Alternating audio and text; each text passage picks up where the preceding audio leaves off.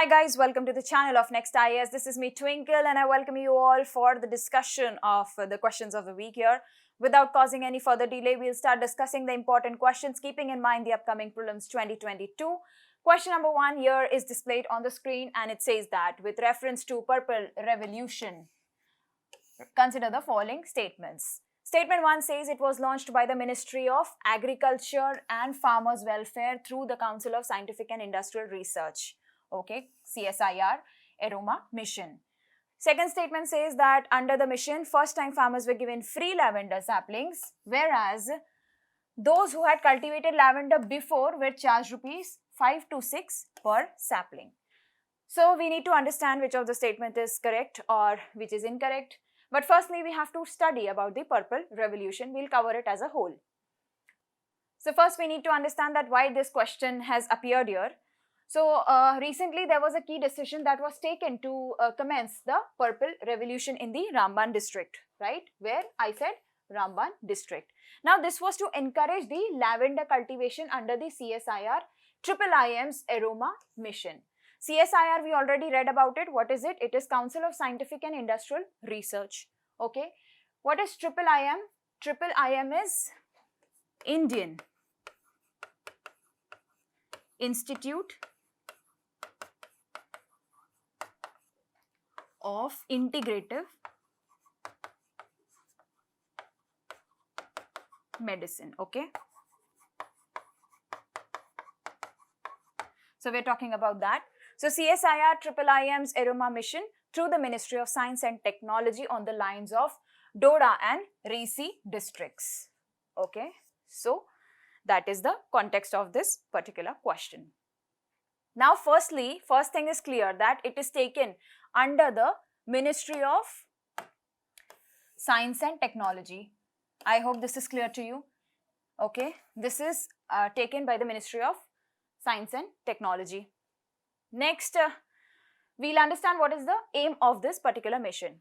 So, if we study the aim of this particular mission, the Purple or Lavender Revolution was launched by the Union Ministry of Science and Technology through the Council of Scientific and Industrial Research CSIR's aroma mission, which aimed at increasing lavender cultivation in Jammu and Kashmir. Okay. So that is one aim which is clear, that it aims to encourage or it aims to increase the lavender cultivation in which region? The Jammu and Kashmir region. Now why this has been done? This has been done keeping in mind the two aspects. One is to take advantage of the gifted geographical conditions, right? Second is to also give a boost to farmers' welfare. This will also help to increase the income of the farmers. So these are the two aspects why this particular project has been taken up, right? So the mission focuses to take advantage of the geographical conditions like I told you, as well as to enhance the farmers' income, right? Now that statement was true which said that the first time farmers were given free lavender saplings, while those who have already cultivated lavender in the past will have to pay 5 to 6 rupees per sapling. I hope this is clear to you. Let us move back to the question and check. Okay. It was launched by the Minister of Agriculture and Farmers Welfare. Galat, right? Because it was launched by which ministry? Ministry of Science and Technology, right? Under this mission, the first time farmers were given free saplings, correct? While those who have cultivated before were charged rupees 5 to 6 per sapling. This is correct. So B is the right option. Okay. The statement 2 is only correct. I hope you got a clear idea about this Purple Revolution. We'll move to the next question here. The next question says, with reference to Pashmina, consider the following statements. So basically they're talking about the Pashmina shawls here. Okay. So statement 1 says the word Pashmina comes from the Persian word Pashma, which means soft gold. It is indigenous to the high altitude regions of Leh Ladakh and Jammu and Kashmir. Third statement says that it has accredited by the Guinness Book of World Record for being the costliest cloth in the world. So we have to verify whether all these statements are correct or incorrect whatsoever. So if it's correct, we'll study certain facts and then we'll be able to make out which of these are correct or not. So recently, if you are a regular reader of the Hindu newspaper, you must have seen this headline coming from the Hindu newspaper of the past week, which says that walls get a soft touch with Pashmina. So this is Zubair Kirmani, who's a fashion designer, and he's taken the initiative to infuse a new life into the static styles of the fabric, and we're talking about this Pashmina fabric here. So he's actually repurposing the shawls as wall hangings. Okay, so this is the idea of Zubair Kirmani, and that is why this has been in news recently. Now, next we'll study about the Pashmina shawls. The word Pashmina comes from the Persian word Pashmina, that's correct, okay, from an animal fiber, cashmere, okay, and it is derived from the Changtangi goat, which is found in Ladakh, okay, Changtangi goat of Ladakh. It is indigenous to the high altitude regions of Leh, Ladakh, Jammu and Kashmir, okay, and that is why it is very popular and a significant product of that area. It is well known for its warmth, lightweight and softness, in addition to the characteristics of absorbing the dye. So it has a unique characteristics of absorbing the dye. Next, Pashmina has been accredited by the Guinness Book of World Record. Also make a note that it is being tagged as the costliest cloth in the world. This is correct, okay. Now if you go back to the options, I hope you'll be able to solve this. The word Pashmina comes from the Persian word Pashma, which means soft gold. This is correct. It is indigenous to high altitude regions. We studied that. This is correct. It has been accredited by the Guinness Book of World Record for being the costliest cloth in the world. This is also correct. So 1 is correct, 2 is correct, 3 is also correct. D is the right option. So next I take you to question number 3 here. It says that with reference to Coalition for Disaster Resilient Infrastructure, CDRI, which of the following statements is or are correct? We have to choose the correct statements. First says it is an Indian initiative to build economic infrastructure in response to China's Belt and Road Initiative, BRI. So we had a discussion about BRI in the previous session, right? So I hope this statement is very clear to you. You'll be able to solve this if you have attended the previous session of discussion. It was launched in the year 2019. We'll study some facts about this CDRI initiative and we'll be good to go to solve this question. We see the aim of CDRI mission. It is actually launched to promote the disaster resilient infrastructure. Now, what do you mean by the disaster resilient infrastructure? You need to understand that. Disaster resilient infrastructure means the one which is ready to withstand or to recover from the difficult conditions. Because you know, whenever there is a disaster or natural calamity is occurring, the infrastructure is highly destroyed. Now, this is to promote the disaster resilient infrastructure. That is why this initiative has been taken, okay. I hope this is clear to you. Next, we see that it is an Indian initiative, okay. So, of course, that point is correct that it is an Indian initiative and to promote knowledge and sharing the best practices globally in the field of disaster risk reduction. Unlike China's BRI, what is BRI? The Belt and Road Initiative. It does not focus, make sure you understand this, it does not focus on the construction of foreign territory. Okay. It was launched in the year 2019. So there was a statement in the question, okay, that was saying about the BRI initiative, okay, that it is in response to China's BRI initiative, which is wrong. It is completely different. It is nothing to do with the BRI initiative of China. Though this part of the question is correct that it is an Indian initiative. This part is correct, but it is in response to China's BRI initiative. That is wrong. That is why statement 1 is incorrect. We saw that it was launched in the year 2019. So this is also correct. I hope this is clear to you. So only 2 is the right answer. B, option B, okay.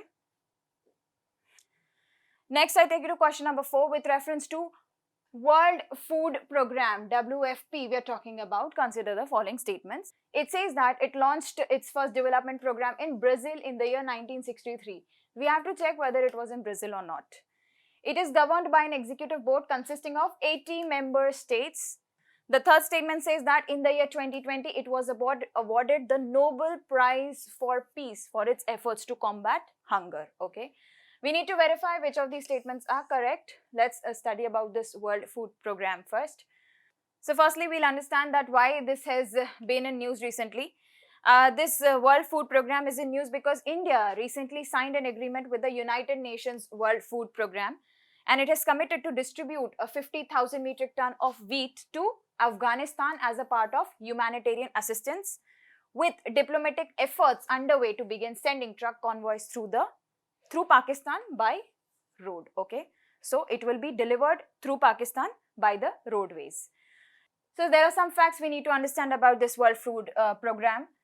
Number one is it was established in the year 1961. By whom? It was established by the United Nations, and it was to help alleviate world hunger. Okay. Now its headquarters is in Rome, and the first development program was launched in Sudan in the year 1963. So in the question it was said that it is Brazil, right? Which is wrong. Sudan is the right option. So statement 1 is clear. One of these statements is clear, I mean to say.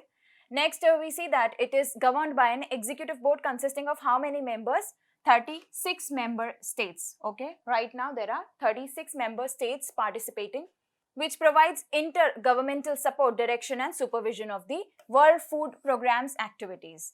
Now you see that the organization is headed by an executive director who is appointed jointly by the United Nations Secretary General and also the Director General of the Food and Agriculture Organization of the United Nations. Okay, so it's a joint activity done by both of them. Now it works in over how many countries? Over 80 countries to bring life-saving food to people displaced by conflict and made destitute by disasters. So it is about combating hunger across the world. I hope you get that. That's what we can summarize it as. Now next we see that in the year 2020, it was awarded the Nobel Prize for Peace for its initiative and efforts to combat hunger and for its contribution to the bettering conditions for peace in conflict affected areas, right? Next, we see that based on the values of 4 indicators, the global hunger index, okay, is determined, and it is determined on a 100-point scale. So if it is close to 0 or 0, that is the perfect score. If it is somewhere around 100 or approaching 100, then that is a matter of concern for a particular nation. I hope that is clear to you. Now, how many indicators are considered? We'll have to check that. So, Global Hunger Index tracks hunger and malnutrition across countries using 4 indicators. One is, we'll just check this. One is undernourishment, child wasting, child stunting and child mortality. Okay, so these are the 4 parameters, or we can say 4 indicators on which this index, the global hunger index, is determined. Okay, what are the parameters? Undernourishment, child wasting, child stunting and child mortality. Now based on this, the global hunger index determines hunger on a 100-point scale, where 0 is the best possible score like I told you and 100 is the worst. Now what has been India's situation and what is the latest report of 2021 stated about India's global hunger index? We need to check that. Now India was classified in the serious category on the GHI severity scale. What was India's rank?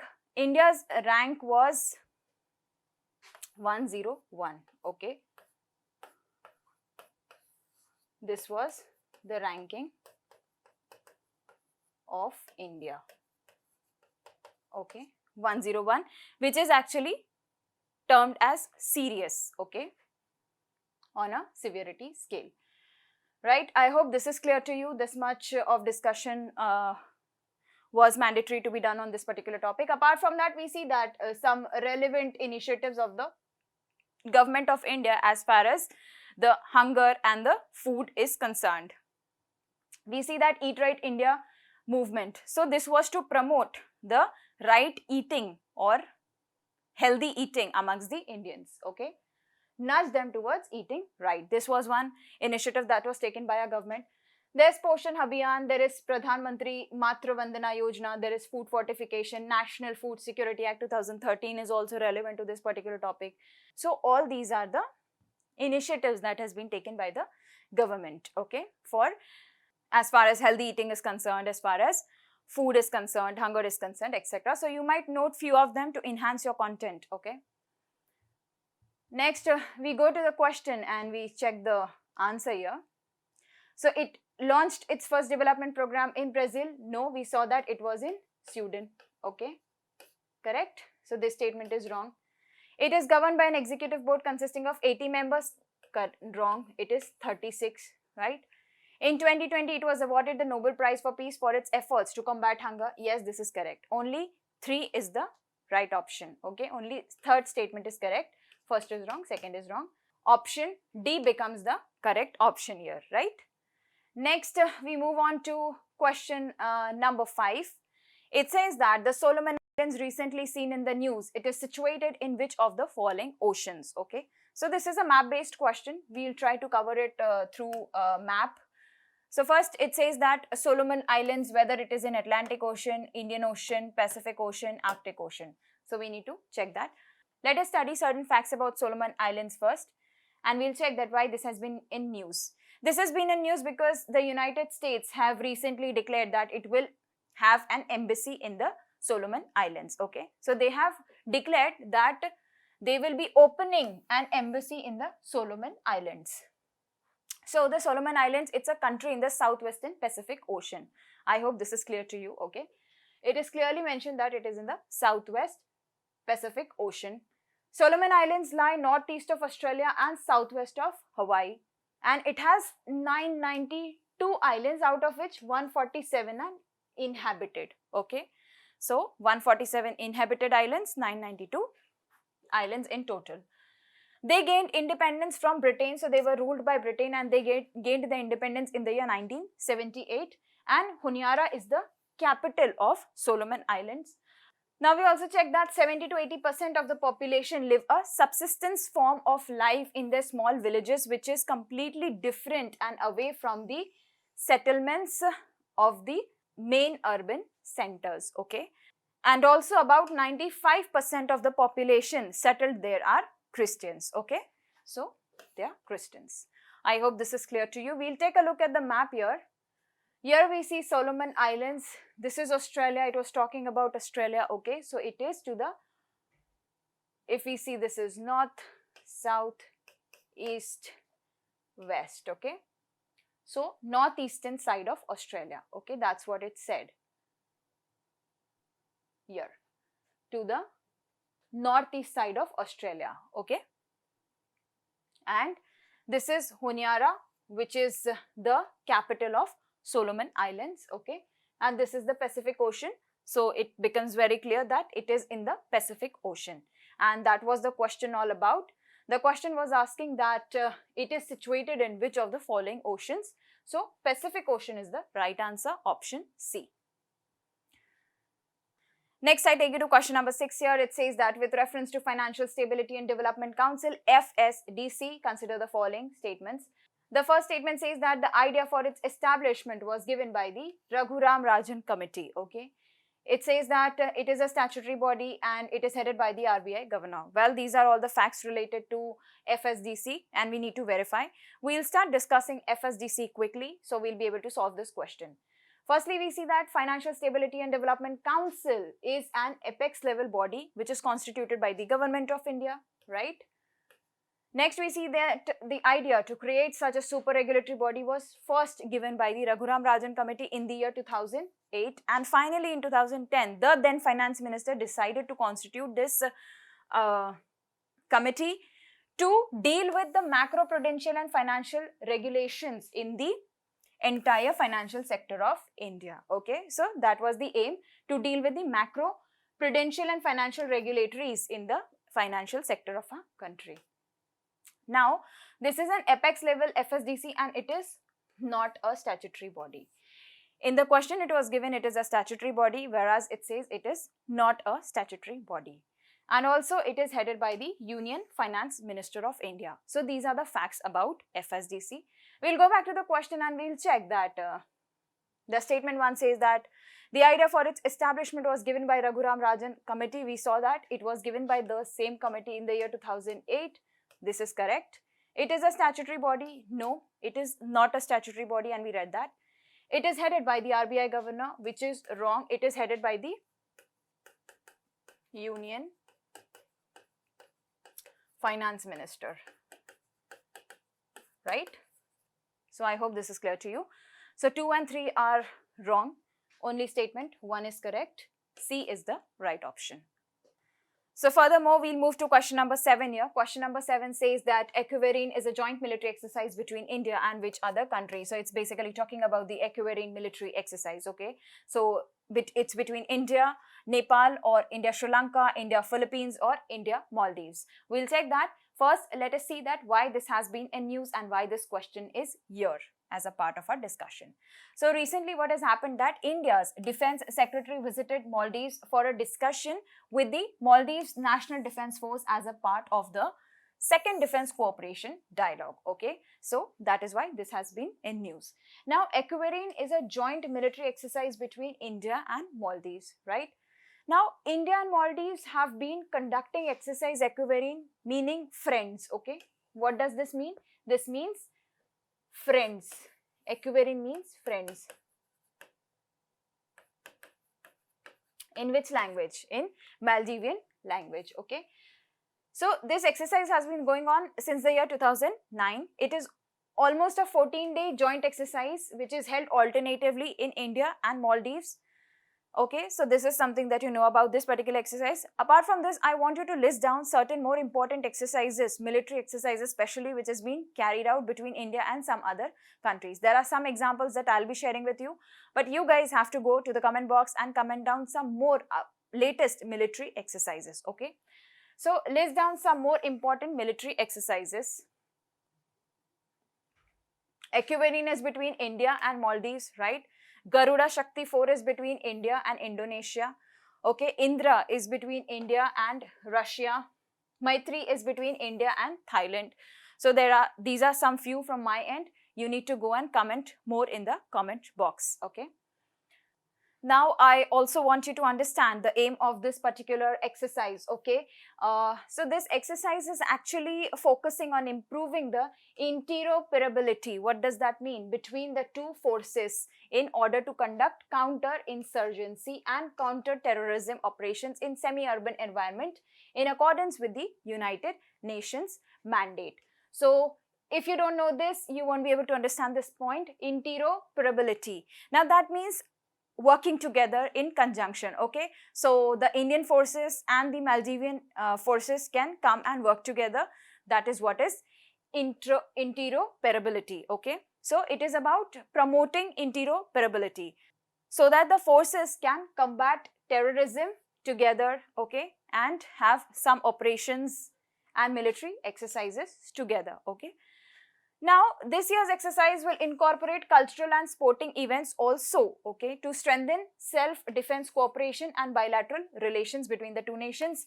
The exercise will contribute significantly to India's interest, okay, and relationship with the Maldives in the context of development security dynamics in the Indian Ocean region, okay. So, this is a good part and a good thing coming up for India through this exercise, okay. I hope this is clear to you. That's all. Don't forget to answer this question, okay, that I've placed for all of you, that you need to list down some more important military exercises, especially that you are reading in the latest news these days, especially from the year 2020-2021, okay. So make sure you make a comment with some new military exercises in the comment box. Next, I take you to question number 8. Question number 8 talks about the Renki Commission is recently seen in the news. It is related to what? Whether it's related to development of vulnerable tribes, examine center-state relations, or probe the Babri Masjid demolition, or reorganization of state boundaries. Now, firstly, we'll check why this has been in news recently. This is in news because the Minister of Social Justice and Empowerment launched the scheme for economic empowerment of the DNTs, okay? Scheme for economic empowerment of the DNTs, SEED. Now, what is DNTs? DNTs are denotified tribes. So, what is denotified tribes? Denotified tribes are the communities, okay, which were once notified under the Criminal Tribes Act during the British Raj between the year 1871 to 1947. So, that is what we are talking about, the denotified tribes, okay. Now, the scheme is for the welfare of the denotified nomadic and semi-nomadic communities. Let us see further that The Government of India constituted the first commission initially in the month of October 2003 for denotified nomadic and semi-nomadic tribes. Now, since the commission could not function properly due to some constraints, in the March of 2005, the Renki Commission was constituted to complete its mandate. I hope till now you must be sure that why was Renki Commission constituted and it is relevant to which particular matter. Okay, so that was the question itself, that Renki Commission was constituted to complete its mandate because the previously formed commission did not work well. Okay, so it was then created in the month of March 2005. The Ministry of Social Justice and Empowerment took a decision in February 2014 to constitute a National Commission for Denotified Nomadic and Semi-Nomadic Tribes for a period of 3 years. This commission gave report in December 2017. Now next we see that based on the National Commission recommendation, the Ministry of Social Justice and Empowerment had constituted the Development and Welfare Board for the Denotified Nomadic, Semi-Nomadic Communities in the year 2019. We call it as DWBDNC, Denotified Welfare Board for Denotified Nomadic and Semi-Nomadic Communities. Okay, so that is what the scene is, and that was in the year 2019. So we'll get back to the question and we'll check that Renki Commission is recently seen in the news, and it is related to what? It is related to the development of vulnerable tribes. Okay, so A is the right option, correct? Next, I talk about question number 9 here. It says that 95s to 9595 strategy is related to which particular disease, whether it's AIDS, TB, malaria, cancer. We'll check that. Firstly, we'll see that why this has been in news. It has been in news because there is considerable excitement in the world of medicine after scientists reported that a woman living with HIV, human immunodeficiency virus, and administered an experimental treatment is likely cured. So it is claimed that she is the first ever woman who's cured of this HIV virus. Okay, so that is why this has been in news. Now, firstly, we'll understand that there was something previously called as 90-90-90 goals. Okay, so it was about the year 2020. Okay, so that was 2020 fast track targets. So there were certain targets that were set with 90-90-90 goals, and now it has been again there with 95-95-95 goals. Okay, and it all deals with this human immunodeficiency virus, HIV. Now we'll first discuss about this 90-90-90 goal, which was the key 2020 fast track target. So the first 90 says that there should be 90% awareness amongst the people about their HIV status, because one challenge is that most of the people, majority of the people, are unaware that they are affected by this particular virus, the HIV virus. Okay, so it is about spreading awareness. Next 90 says that once they are aware, they should be on HIV treatment. Okay, so 90% population should be on HIV treatment once they are aware about their HIV status. The next says that out of this particular set of people, 90% group, they should be virally suppressed. Okay, now virally suppressed, what do you mean by viral suppression? I'll make you understand that. So there is a treatment which goes on for this particular HIV virus. Okay, and what happens is the virus is suppressed so that the immunity of the person is not lost and the person can live and battle the diseases hampering the person's health. I'll make you understand that what is viral suppression first. Now, HIV medicine reduces the amount of HIV in the body. Okay, that is the viral load to a very low level, which keeps the immune system working and prevents illness. This is called as viral suppression. Okay, so it's very simple to understand. It is about reducing the viral load or the load of the virus in the body. The virus is suppressed and the body is at least not in a good condition or in a better condition, but at least the body can tackle the diseases, the bacteria, the viruses harming the body. And because when a person is affected by HIV, the immune system is totally destroyed, and to hold on to that, this particular treatment, viral suppression, is done. Okay, so that was all about it. Now next we'll discuss about this 95-95-95 target, so which is to be achieved by the year 2030. So it is same that it says that first 95% of the people living with HIV should know about their HIV status. The next says that out of those 95% people, there should be treatment given to them. So 95% of the people should be receiving treatment, okay, after knowing their HIV status. The next 95, the last 95 or the third 95 says that 95% of the people receiving treatment should be virally suppressed, okay. So previously it was 90, 90, 90. The target and the goals are the same. It was for the year 2020. Now this is for the year 2030, okay, and that is why it has been 95, 95, 95 goals, okay, and it deals with HIV virus. Next, I talk about some other steps taken by the government of India.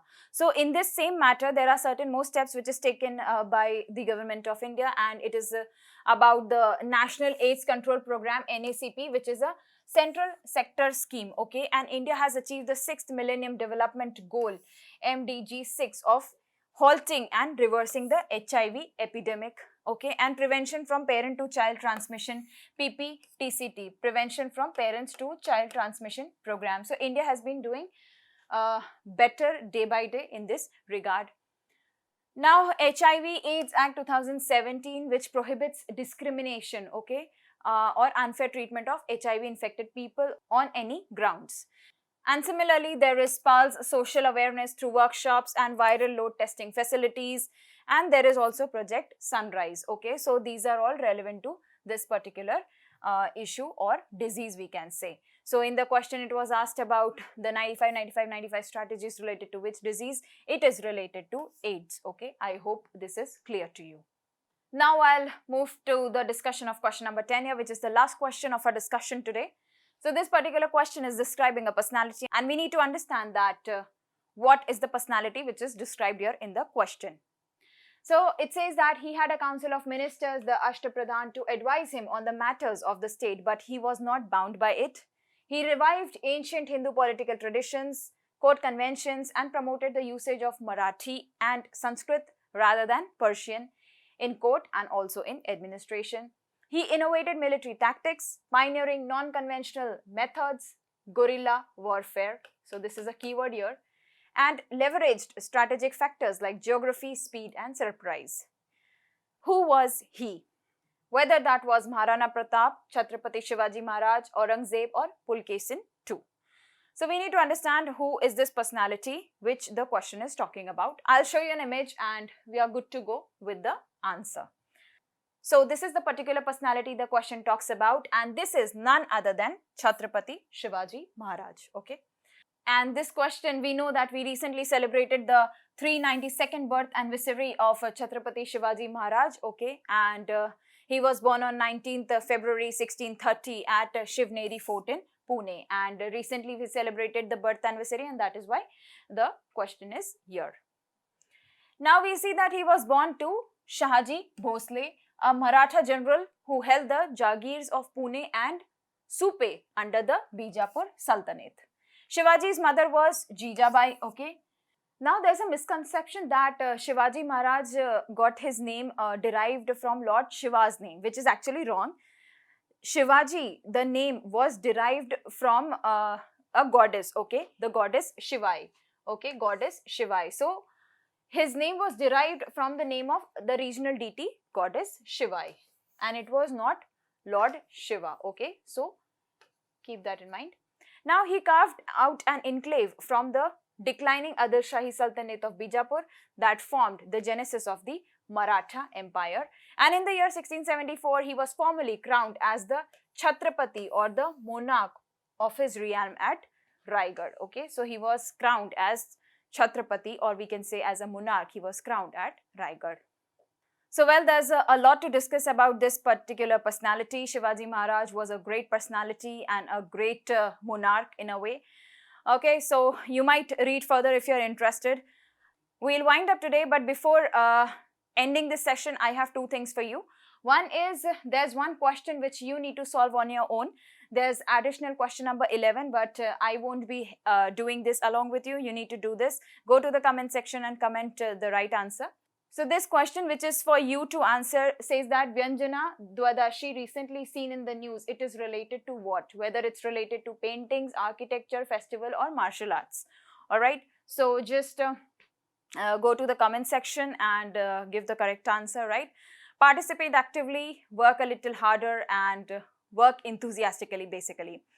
And also, apart from this question, there's one more thing that you need to know. You need to go and read about some more military exercises, okay? So, military exercises taken up by India and some other countries, like we studied about the Equirin, a military exercise which is done between India and the Maldives. So, read about more such exercises, and you can just go to the comment box and comment about the name of the exercise, and also it is done between India and which other country. So, that is the simple task that you need to do. So, one is this particular question, other one is that about the military exercise, okay? Alright then, before leaving, like I always say, let's learn together, let's grow together, and let's crack together. Gear up guys, Prelims 2022 is soon to arrive. Wishing you all the very best with your preparation. Keep up the good work. This is me, Twinkle, signing off. See you back again very soon. Thank you so much.